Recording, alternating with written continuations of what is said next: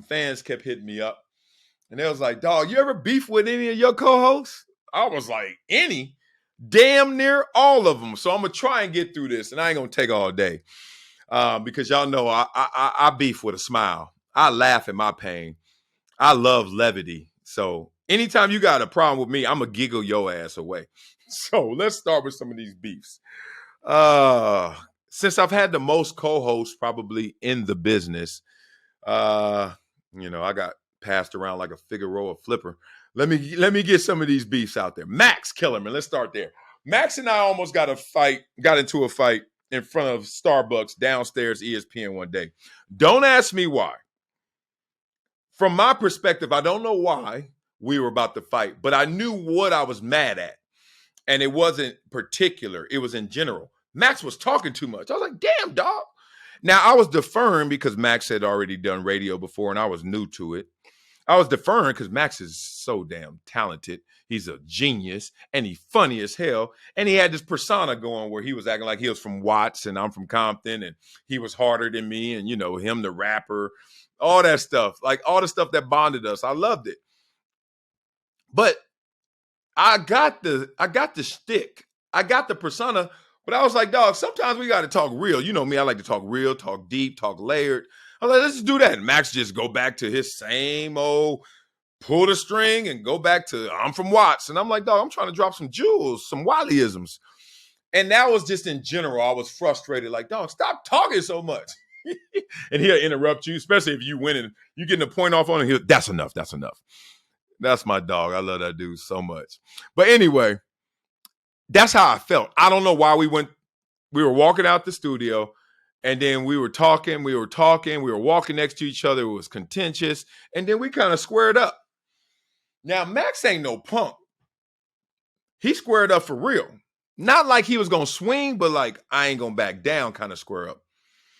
And I squared up just because I was like, man, you talk too much. Just chill. I'm not going to swing, dog. And you don't want me to swing because even if I can't fight, and I know you're a boxing analyst, these hands, these paws going to hurt. And I wasn't going to do jack. But I just remember us having a moment of beef right in front of Starbucks. I remember that moment. I remember the moment I had beef with Michelle Beadle. Now, I want to tell y'all who we had beef over, but because that person is still super famous, and I protect the guilty, so I can't say their name. But I was on air one day, and I talked about that person in a glowing fashion because I love that person still to this day. But I also love Mama Beadle. I love Michelle, right? But I didn't know Michelle didn't love her. I was like, what? So I'm just doing the show. Whatever, giggling all through it. It's Sports Nation. I mean, damn, who could be mad on Sports Nation? That lets you know I was right and Michelle was wrong, right? Anyway, all of a sudden I could just hear, the responses between her and I getting shorter and shorter and shorter. You know what I mean? And I was like, oh, whatever. Then one of the producers called me in, was like trying to hit me to it. They were trying to tell me what happened, but also kind of like leaning like, yeah, don't do that again. I was like, fool, do what again? Bring up my homie? Psh, that's happening. They were like, well, excuse me. I hope y'all didn't hear that. Over here got the bubble guts. I hope stupid. They were like, yeah, don't do that again. I was like, what? Do what I want to do. Your bees ain't gonna be happy. I was like, well, she better get happy. And then we had a meeting. I remember we had a meeting in the morning and we sitting around this conference room talking about this issue. And all I said was, you want me to hate who you don't like? I said, is this 3rd or 4th grade? I don't do that. I was like, look, out of love and respect, I ain't know you even had a problem. I ain't got to bring them up. I certainly won't go out my way to bring them up. But if they get brought up, relax. It ain't to stir up a beef. Oh, you really didn't know we had beef? No. I do not go around tallying beefs because I don't have any. So, no, I didn't. But that was funny. Oh, Acho. Let me get to Acho. Oh, man. Acho and I never had beef. I knew Acho before he came on Speak for Yourself. So I didn't have beef with Acho. But Acho and I had this like pulling in different directions stuff. I think with Acho, he wants to be a star if he's not a star already. Like from Hello, I knew he wanted to be a star, right? Me, I just want to do the work. So we're pulling in different directions in that way. When you want to be a star, you want to pop off. You want to get it in. You want it to play big. And I didn't have that ambition. I didn't have that aspiration. I just wanted to do my job and do it the right way, the best way. So that's how we kind of on the show doing it together as partners. That was the first time I was like, oh, this is going to be interesting. We're going in different directions. And then immediately I started to hear stuff and know stuff that was like, oh, man, we ain't going to be partners like I want to be. But it's all good because I could work with anybody. He wanted his own show from Hello, right? From Hello. I didn't. Now, here's the problem. And I didn't have a problem except if you my boy, you my partner, you let me know this. He wanted his own show and didn't want to tell me he was working to try and get his own show. Now, if you would have just came to me like, dog, I love working with you, but I'm trying to get mine, bruh. Man, you already know. I'll be like, yeah, as you should. But I didn't hear it that way. I heard it through grapevine. I heard it from bosses. I heard it from contemporaries. And if you Google, you can see way back, like when we first started, Acho was going to get his own show. And he was going to the boss's crib and, I guess designing and scheming it out. And I tried to stay out of that. And everybody wanted me to get riled up and mad. I was like, dog, first of all, if he wants his own show and gets it, what am I to say to that? That means I'm not the one that they want. And that's fine by me.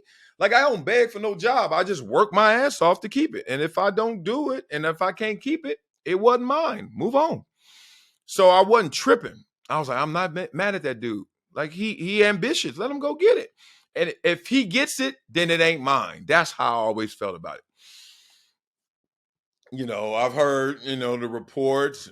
They were all hanging and conspiring. I was like, man, let them live. I'm not tripping.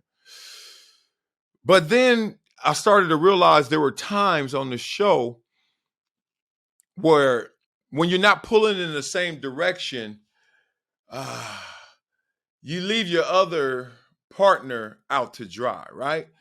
Like you ain't there for them because there's a rooting interest that is selfish. There's a rooting interest that this is going to turn out for you. And you want it to turn out for you, not for us. And I, knowing that information and watching him kind of not always be there for me, because y'all can watch back. Acho, I say something, Acho be like, wow, I can't believe you said that. But not in the way of like, man, that was amazing. That was astounding. That was profound. It was more like, oh, that's taboo. I was like, damn, dog. Don't be trying to get me in trouble. So it was funny. But all love with Acho. He knows it. Don't mean anything's perfect. The only thing perfect about us was our imperfections. But I love the dude. But I knew from Hello he wanted his. And now he kind of got it. He kind of got it. It's an ensemble, but he's leading the charge. So good for him. And that's what he wanted. And frankly, good for me, because this is what I want. Adam Schefter and I had a little beef. Indirect. He got mad, told the bosses, everybody, had a whole ESPN PR on me. Made me give one of those fake apologies. And I said it too. Because you remember Jim Harbaugh was going to Michigan, but before that, everybody was dragging it out and trying to guess and have Vegas betting odds and what was going to happen. And my boy is a recruiter. He's a recruiter, like for Fortune 500 companies, et cetera, right? And he hit me one day. He's like, big dog, look at this. He sent me a picture of Jim Harbaugh's signature and contract to go to University of Michigan. I said, whoa. So I just went on my show casually like I do and just said it like that. And I ain't know, but boy, did it snowball. Interview. And then all of a sudden, my producer came in through me giving all these interviews and saying it on our show. I think it was Max and Marcellus, all that stuff. We need for you to retract what you said or apologize for saying that. I was like, for what? It's true. You want to see the contract? No, it's not that. It's just protocol. And Adam, really was upset. I was like, oh. And see, I was like, this ain't my lane anyway. So since this ain't my lane, I'm about to apologize and not mean it. I'm gonna apologize. I don't mean it. I only apologize because this is how he butters his bread. I don't break news. I ain't trying to do that. So I get that part. But damn, y'all want me to do all that? They wanted me to just act like I ain't even know. I don't know where Harbaugh going. I don't think Harbaugh going anywhere. I was like, y'all crazy. Y'all crazy. Y'all want to hear something crazy? Whitlock and I got into a couple of them. Ours were more contentious because Whitlock ain't never scared, right? In his dressing room, too. Whitlock had that bomb dressing room, too, that VIP dressing room with a shower in it or something, I think. Something. It was bigger than mine. I know that. That's all I know. But we were beef because Whitlock is big on like being a journalist and journalism, right? The integrity of doing this the right way. And no matter who you are as the athlete, Whitlock feels a distance between him and his journalistic integrity and us and just our playing experience and us articulating it. So he ain't give us full respect. He ain't give me full respect all the time. Even though that's my boy and that's my dog, he was just like, you're an athlete. You ain't a journalist. It's a different animal. And sometimes I actually agree with him. Like, I'll be like, I hear you. Not all the time, but sometimes. But a couple of times we had a little issue in the conversation. Temperature was rising as we were going through those. And I remember the execs, I had to take a walk with the execs after a couple of them. And this is why I know that Fox, Skip and Shannon, they'll let you coexist. They were like, yeah, we don't want this to turn into any hateful situation. Do you want to do another show? Do you want to work somewhere else, etc.? And I was like, nah. I said, man, we argue, but I ain't mad. Like, I can argue with you because that's just a heated disagreement and then move on. But I remember all that going down. It was a second or two, but it was real. But Whitlock ain't no punk, dog. Whitlock be talking it. I was like, dog, don't be talking to me like that. We almost got into it. It was real. Somebody I never got into it with, Colin Coward, but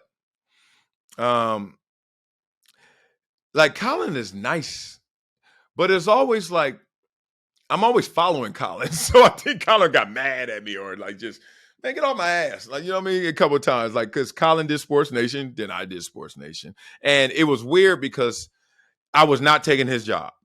I was not Wally Pippen, but couldn't Wally Pip him. But when you go on break or absence or,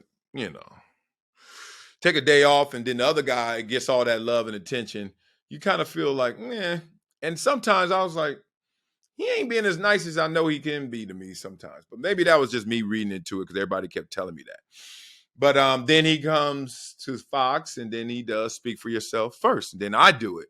So I know Colin's like, man, if this dude don't get off me, old back pocket jean looking at. But me and Colin never had beef. Sometimes I'll be like, you don't like me that much, huh? Because I keep taking what you don't want. Carrie, champion, my girl. Oh, Carrie used to just, I don't know what was up with Carrie when we used to work together. She used to call me Captain Patience and it's like, Marcellus, you were just so sweet and nice and so level-headed. I was like, yeah, because you just be Carrie coming there sometimes and just be mad at it. And mad at what? I don't even know. I don't know. But it was fun because Carrie's a talent. Like, Carrie is eloquent. Like, that's it. Eloquent. And elegant, damn near. And then gangster, too. Now, that's my homie. But she used to be mad sometimes. I used to put out the fires for her. I remember one time we was downstairs for a minute. Now, I had to put the fire extinguisher to something she was mad at. Never me, but just something I was always around. Steven Jackson and I, man, that's my dog. But remember when him and Kwame and Matt Barnes all got into it? Steven was not happy with me he thought I sided with Kwame. I don't side. I just think Kwame got some shots off. Shit was funny. Kwame funny. I don't know what Kwame up to now. That wave for me, I don't watch it a ton, but I do still have some of my memorabilia and souvenirs, Mama's cooking glass, all that. I bought some shirts. I got it all. But the point is, Steven is my dog. Like, I'm way closer. I don't even know Kwame Brown, but I'm way closer to Steven Jackson. So I was kind of mad that he got mad at me. I was like, what? He just got a joke off on you. But I guess at that time, one of your boys laughing at you when the world seemed like they really heckling you doesn't feel good. So, I apologize for that because I love Steven Jackson and Matt Barnes. Those are my dogs. But I was laughing. And Acho got off. Acho got some good ones off. He said, CVS receipts long. He got some jokes off. But Steven came on our show after that. And I was like, oh, he going to be mad at me. And he certainly was mad at me. We went to commercial or something. He was like, yeah, dog. He had that Tupac and Juice voice. I was like, what? He was like, yeah, dog. That Kwame shit. I mean, you know what I'm saying? That Kwame. I was like, what? I don't even remember what the beef was. Like, he went further than that. I said, Steven, I know you're not really going to be mad at me at that. And now he's not. That's how it was. Somebody that I didn't beef with, but we just were oil and water, and it wasn't even fair because I like him as a person. He's actually like, well, he used to be my neighbor almost. Sean Farnham. Man, I was doing the show with Max, and I forget who next and what next. And then they brought Sean in, and Sean came in hot. He came in hot, and we had the same agent. So my agent was like, yo, how's it working out? And this is the first time I ever did this in my life. I was like, because it's radio and it's 4 hours long, I was like, I'm not going to be able to do it with Sean because he's just too loud and he's just too hot. And he want to talk college basketball. I was like, I don't know nothing about no college basketball. John Wooden still coaching? Like, and on top of that, I was just like, dog. I mean, look, it was my show, and I ain't run him off. I just told him, look, I don't want to do the show like that. So then I think we brought it. Did we bring in Eric Allen? Yeah, I think so. It was Eric. Yeah, and then he got in trouble. And I don't know. Eric Davis, not Eric Allen. And then I was like, yeah, whatever. So Sean Farnham, I apologize, but you already know.